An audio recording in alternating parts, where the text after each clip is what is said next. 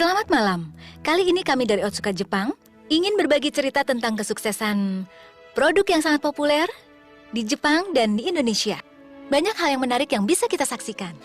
Suatu hari di pabrik Otsuka Pharmaceutical di Tokushima, Jepang. Bagaimana? Lancar? Iya, Pak. Akihiko Otsuka, cucu dari pendiri Otsuka Group, menjabat kepala pabrik Tokushima pada saat itu.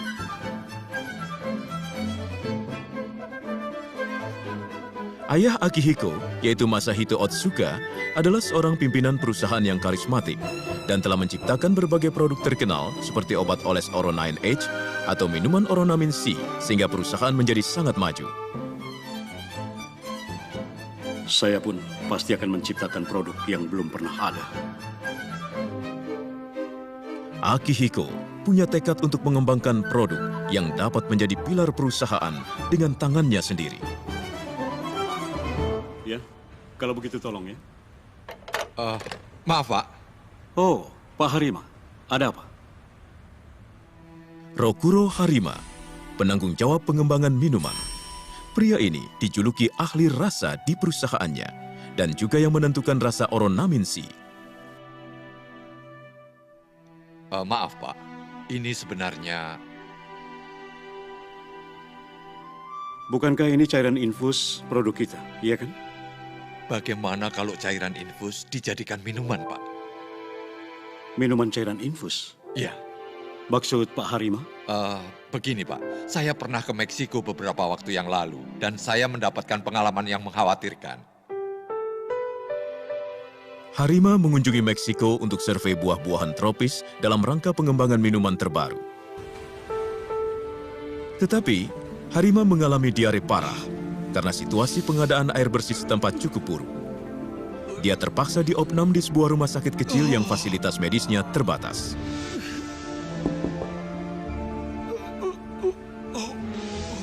Oh, dokter. Supaya penyakit Bapak lekas sembuh, silakan minum obat dengan air soda ini ya, Pak. Air soda? Kenapa bukan air putih? Saat ini air putih di Meksiko kurang baik. Oh, iya. Ya, baiklah.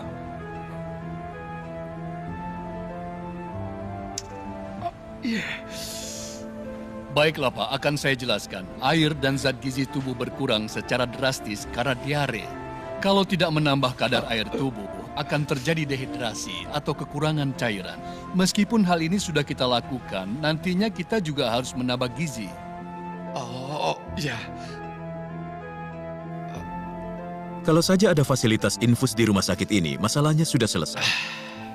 Pak Harima yang berpikiran seperti itu, tiba-tiba teringat kembali sebuah peristiwa.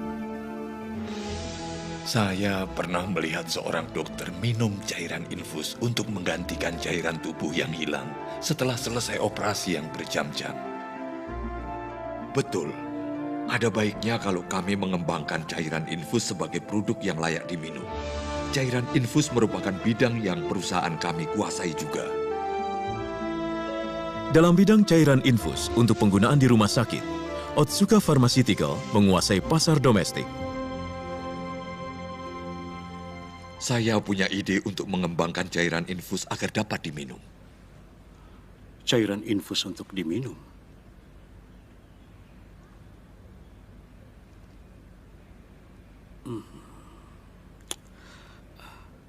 Mungkin saat ini belum waktunya, Pak Harima. Belum waktunya. 3 tahun kemudian, Akihiko menjadi presiden direktur Otsuka Pharmaceutical yang ketiga pada umur yang masih muda, yaitu 38 tahun. Permisi. Harima mendatangi ruangan presiden direktur dengan membawa seorang staf. Permisi, Pak. Staf itu adalah Akihisa Takaichi, anak buah Harima, seorang peneliti muda.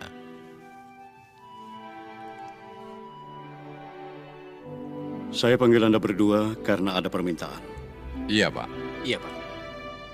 Pak Harima, Anda pernah berkeinginan untuk mengembangkan minuman cairan infus, bukan? Benar, Pak. Saya kira sekaranglah saatnya.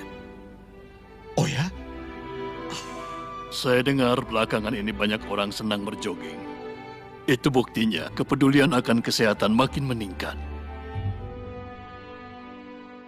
Pada saat itu, olahraga jogging sedang menjadi tren di masyarakat. Dan peralatan seperti alat olahraga lari sangat laris. Maksud Bapak, mengubah rasa cairan infus supaya enak diminum?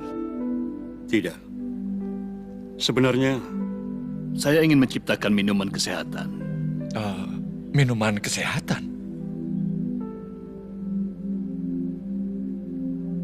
kalau berkeringat, elektrolit seperti ion natrium atau ion kalium ikut keluar dari tubuh bersama air. Saya ingin menciptakan minuman yang komposisinya sama dengan keringat sehingga menambah elektrolitnya. Oh, begitu ya. Lalu, konsep rasa pun disampaikan secara jelas. Rasa yang tidak membosankan. Walaupun diminum setiap hari, harus terasa enak di tenggorokan. Enak di tenggorokan. Minuman kesehatan. Kata-kata Dirut menarik juga ya. Tapi enak di tenggorokan itu seperti apa ya, Pak? Takaichi, itulah tugasmu walau akan memakan waktu yang lama. Hah? Saya serahkan pengembangannya kepada kamu. Kepada saya? Iya, lakukan seperti yang kamu mau. Ya, baiklah, Pak.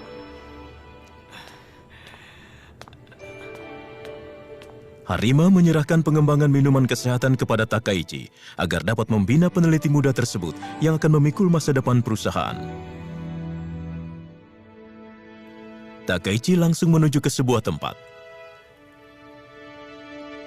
yaitu sauna. Takaichi berpikir untuk menciptakan minuman kesehatan. Pertama harus memahami keringat itu apa.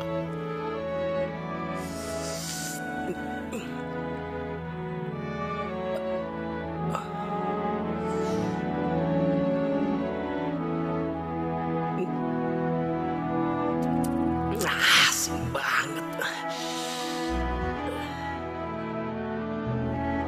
Lalu Takaichi berjalan-jalan di sekitar perusahaan dan mengambil sampel keringat yang merembes dari kulit.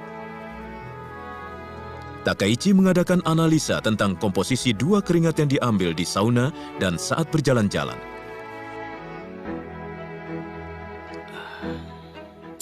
Benar dugaan saya. Takaichi ingin memeriksa konsentrasi ion natrium, yaitu kadar garam, yang menjadi sebab asinnya keringat.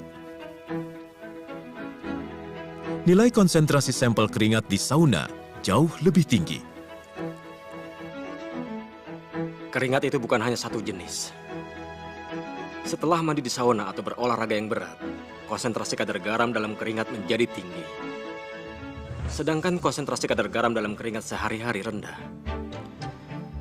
Minuman yang ingin kami ciptakan adalah minuman untuk menambah kadar air tubuh dalam kehidupan sehari-hari. Kalau seperti itu, kami lebih baik mengambil patokan pada keringat dengan konsentrasi kadar garam yang rendah. Takaichi langsung membuat minuman uji coba dengan persis mengikuti komposisi keringat saat berjalan-jalan.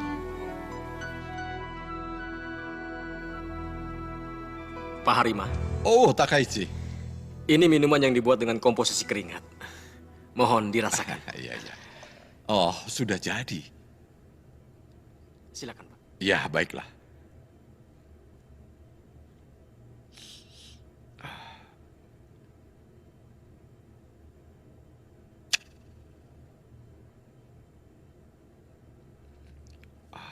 Rasanya pahit. Susah sekali untuk ditelan. Tapi, walaupun rasanya pahit, kalau memang baik untuk kesehatan, bukankah orang-orang mau meminumnya? Dalam komposisi keringat, selain zat ion natrium yang menimbulkan rasa asin, terkandung juga zat kalium atau magnesium yang menimbulkan rasa pahit. Rasa pahit seperti ini tidak bermasalah kalau diminum sebagai obat. Tetapi, apa yang ingin kami ciptakan ini adalah minuman ringan. Jadi, jangan lupakan itu. Harima, seorang ahli rasa yang dapat langsung menilai akan diterima atau tidaknya oleh konsumen, walaupun hanya secicipan. Meyakinkan beliau bukanlah hal yang gampang. Dari pagi hingga malam, masalah penelitian tak pernah terlepas dari pikiran Takaichi. Ayo ayah, tolong bacakan ayah. Entah saya harus bagaimana. Pada hari libur pun, Takaichi membenamkan diri dalam penelitian. Dan akhirnya, terlintas ide untuk menambah zat pemanis alami untuk menghilangkan rasa pahitnya.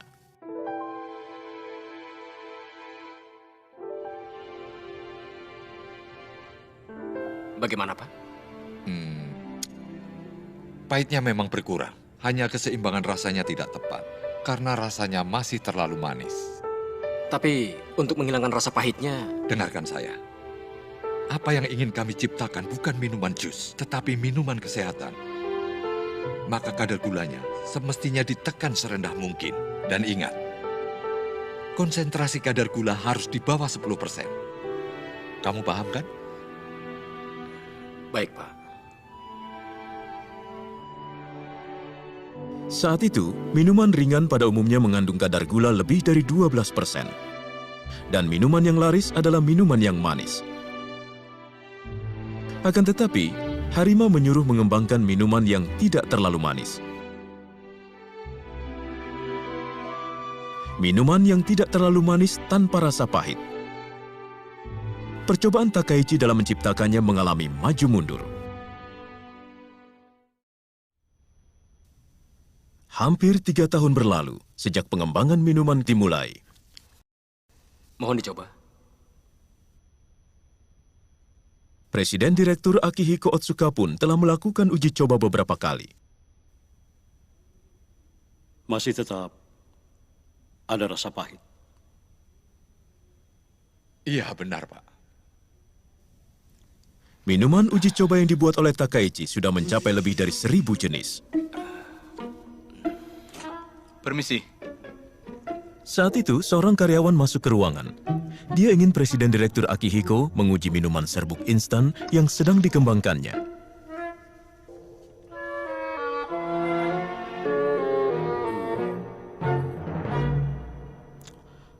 Minuman ini juga masih...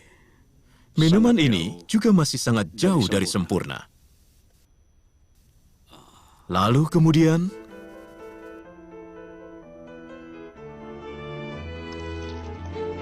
Maaf, Pak.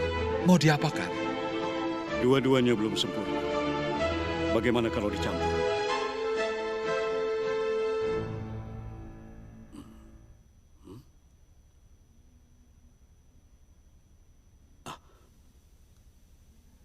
Ini baru enak. Hah? Kalian boleh coba juga.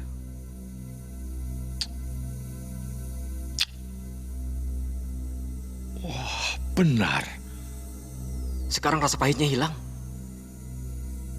Minuman serbuk instan ini rasa apa? Minuman serbuk instan rasa jeruk. Oh, begitu. Mungkin rasa pahit yang khas dari jeruk dapat menutupi rasa pahit yang tidak enak. Begitu ya. Berkat apa yang dilakukan Presiden Direktur Akihiko yang tak terduga, pengembangan minuman kesehatan maju satu langkah. Kok baru pulang? Ada apa? Kenapa beli buah sebanyak itu? Tidak apa-apa. Tolong siapkan pisau, papan potong, dan juga gelas baik mungkin ya. Iya, baik. Buah-buahan yang lebih cocok itu apa? Kita mulai. Takaichi membeli beberapa jenis jeruk dan mencampurnya dengan minuman kesehatan, lalu dicoba minum.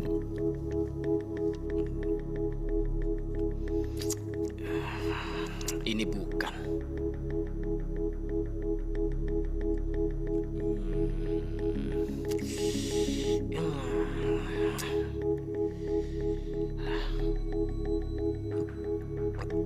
Ini juga bukan.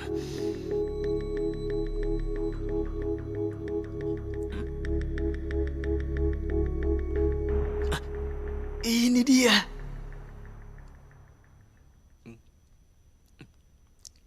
Salah satu jenis jeruk menunjukkan efek luar biasa untuk menutupi rasa pahit. Buah apa itu sebenarnya? Hal itu merupakan rahasia perusahaan Otsuka Pharmaceutical sampai sekarang. Takaichi semakin mendalami penelitiannya hingga akhirnya berhasil membuat minuman dengan konsentrasi kadar gula di bawah 10%. Takaichi menyeleksi 2 jenis minuman untuk uji coba pada tahap akhir. Yang ini dengan konsentrasi kadar gula 6,2%, sedangkan yang ini adalah 7%. Untuk memperoleh tanggapan yang objektif, Harima menyuruh peneliti-peneliti lain untuk ikut mencobanya. Terus terang, saya merasa lebih enak yang konsentrasi kadar gula 7%. Betul. Yang lebih encer terasa kurang sesuatu, Pak. Para peneliti menyukai yang manis secara mutlak.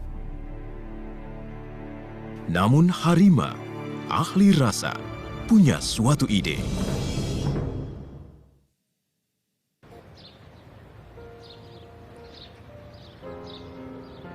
Beberapa hari kemudian, sesudah uji coba di laboratorium, Harima mengajak peneliti bawahannya untuk mendaki gunung dalam kota Tokushima.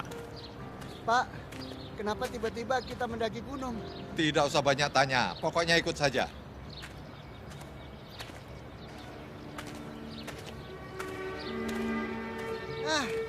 Akhirnya sampai juga. Setibanya di puncak gunung, Harima mengatakan, Mari, sekarang kita minum dulu. Minum apa, Pak? Harima menyuruh para peneliti untuk mencoba 2 jenis minuman A dan B. Sebenarnya minuman ini sama dengan minuman yang dicoba di laboratorium beberapa waktu yang lalu. Yang A sedikit kemanisan. Saya merasa B lebih enak. Saya juga merasa seperti itu, Pak. Yang A manis dengan konsentrasi kadar gula 7% dan B kurang manis dengan konsentrasi kadar gula 6,2. Padahal waktu dulu yang manis dengan 7% terasa lebih enak. Kenapa ya, Pak? Saat berkeringat, yang kadar gulanya lebih sedikit terasa segar dan lebih enak. Dan ini kan minuman kesehatan. Nah, makanya harus terasa enak diminum waktu beraktivitas.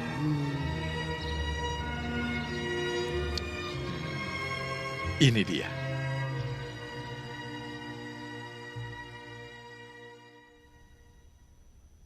Rasanya bagaimana, Pak? Ini yang kuinginkan. Baik, dengan rasa ini saja.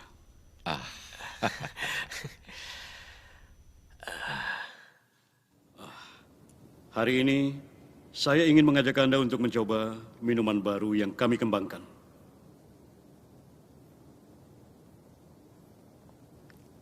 Pada hari itu, kebanyakan direktur pertama kali mencoba minuman kesehatan yang dikembangkan bertiga oleh Presiden Direktur Akihiko, Harima, dan Takaichi. Bapak Direktur, terus terang saya merasa rasanya kurang enak. Karena rasanya tawar. Terus terang ini tidak enak. Siapa yang mau minuman seperti ini? Rasa asin seperti ini tidak bakal laku. Iya. Betul kan? Iya. Saya pikir tidak akan laku. Para direktur senior yang mempertahankan Otsuka Pharmaceutical dalam rentang waktu yang panjang memberi tanggapan negatif terhadap rasa itu. Saya pikir kita akan kesulitan dalam soal pemasaran. Rapat direksi pun menjadi ricuh.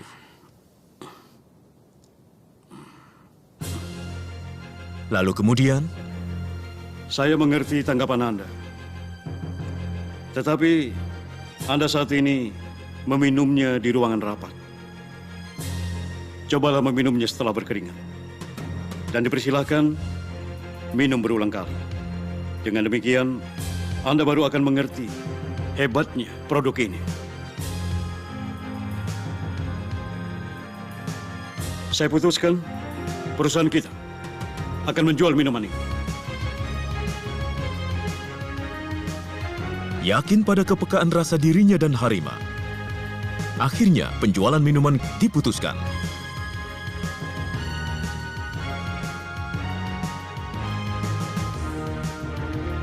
Produknya diberi nama Pocari Sweat, yaitu kata Pocari yang memiliki kesan menyegarkan, digabung dengan kata sweat yang memiliki arti keringat dalam bahasa Inggris.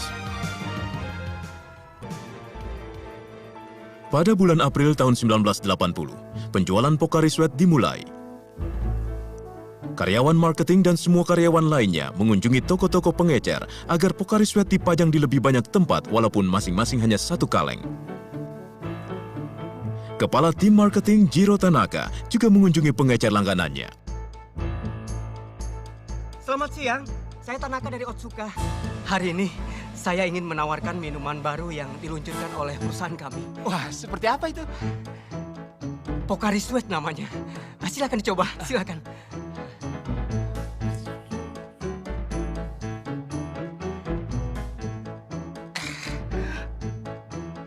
Ini tidak enak. Kalau begini, tidak bakal laku. Tolong jangan berkata begitu. Tolong dipajang 2 atau 3 kaleng saja. Tidak apa-apalah untuk percobaan. Tidak, saya yakin ini tidak laku. Rasanya tanggung, asin tidak, manis juga tidak. Saya bingung bagaimana cara menawarkan kepada konsumen. Begitu ya. Begitu juga di toko pengecer lain. Kalau rasanya seperti ini, tidak akan laku. Nggak manis. Maaf ya.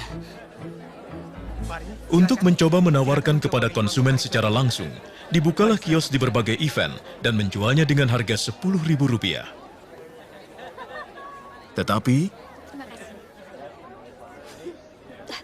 Aduh, minuman apa ini? Benar, rasanya aneh, nggak jelas. Masa minuman kayak gini suruh bayar? Maafkan kami.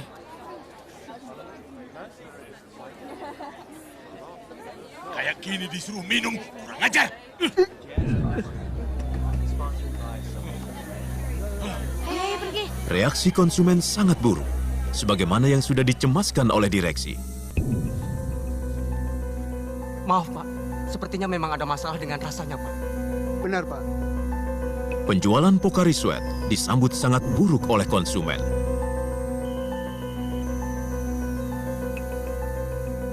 Pak Direktur? Saat itu, Presiden Direktur Akihiko mengeluarkan keputusan yang mengagetkan. Bagikan dengan gratis. Hah? Kita bagikan Pocari Sweat secara gratis. Agar diminum setiap orang di setiap tempat. Dan dalam jumlah yang besar. Pak, berapa yang harus dibagikan? Tak terbatas. Hah? Keunggulan Pocari Sweat tidak bisa dirasakan kalau tidak diminum berulang-ulang. Jumlahnya tidak terbatas. Kita lakukan secara tuntas. Kalau begitu, kerugian kita semakin bertambah, Pak. Benar, Pak. Benar, Pak. Jangan pikirkan angkanya dulu. Kita ingin mencoba menciptakan pasar baru yang belum pernah ada. Walaupun tidak bisa dijual pada awalnya, itu wajar. Yang paling penting sekarang, mensosialisasikan konsep produk secara tepat daripada menjual produknya. Dengan demikian, nantinya konsumen akan mengerti keunggulan Pocari Sweat. Penjualan akan meningkat belakangan.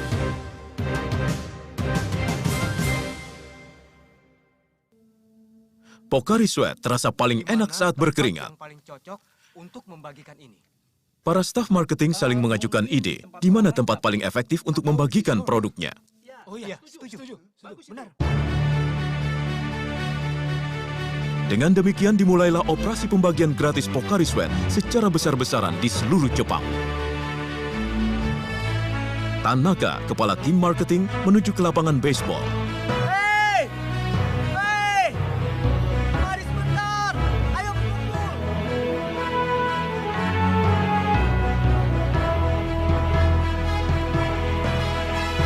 Nah, anak-anak, kalian haus kan?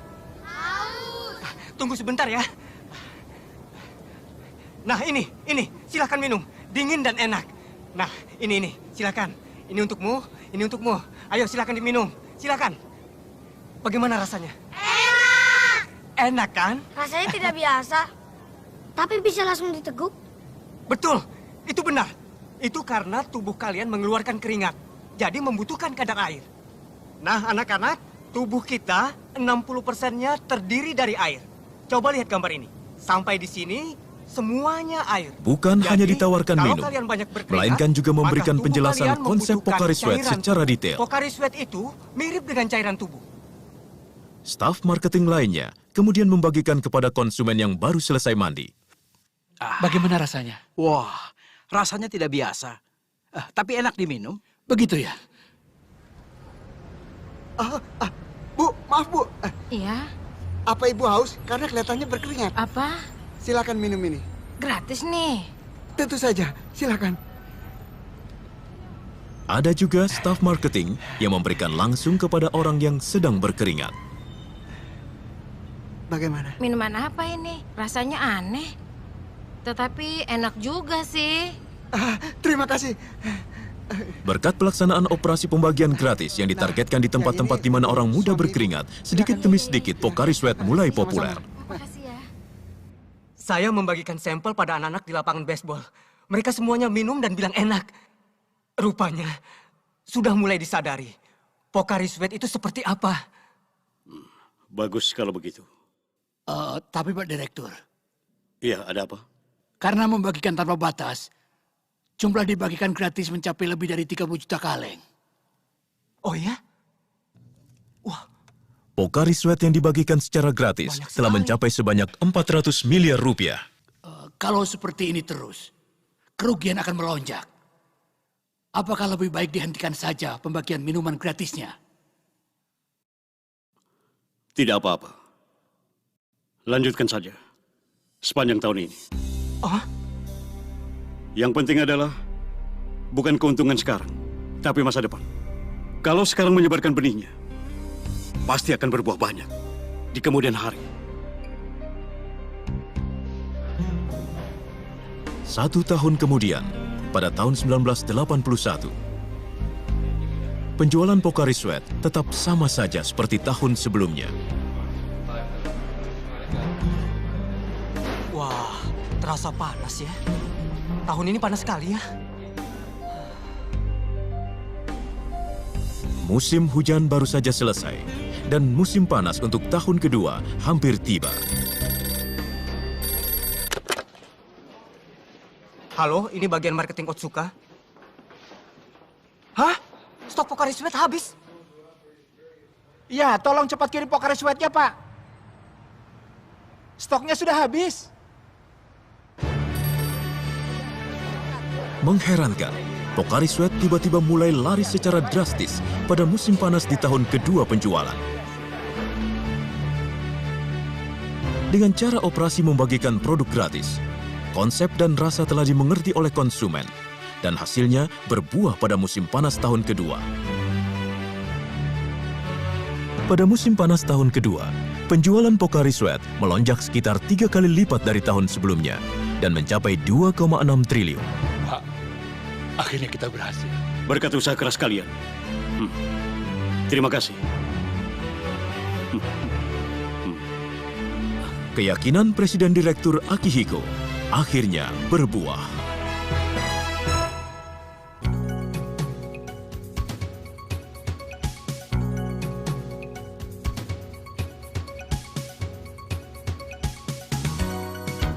Di Indonesia dikenal ada bulan Ramadan dan diadakan yang namanya aktivitas promosi saat Ramadan. Orang-orang yang beragama Islam pada bulan Ramadan tidak boleh makan dan minum dari subuh sampai maghrib. Namun, kalau matahari sudah terbenam, baru boleh makan dan minum. Oh, begitu. Nah, pada saat itulah Pocari Sweat dibagikan secara gratis. Di sini juga dibagikan secara gratis ya? Benar. Oh. Saking lapar dan haus rasanya jadi enak sekali. Nama Pocari Sweat tersebar cepat dari mulut ke mulut dan larisnya luar biasa. Melihat peluangnya sangat luar biasa. Betul ya? sekali. Iya, benar sekali. Ada satu lagi cara pemasaran yang efektif di Indonesia.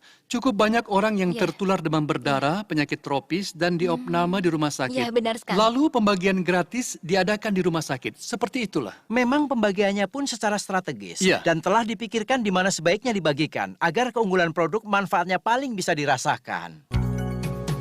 Pemirsa, itulah kisah sukses perjuangan Pocari Sweat. Sampai jumpa.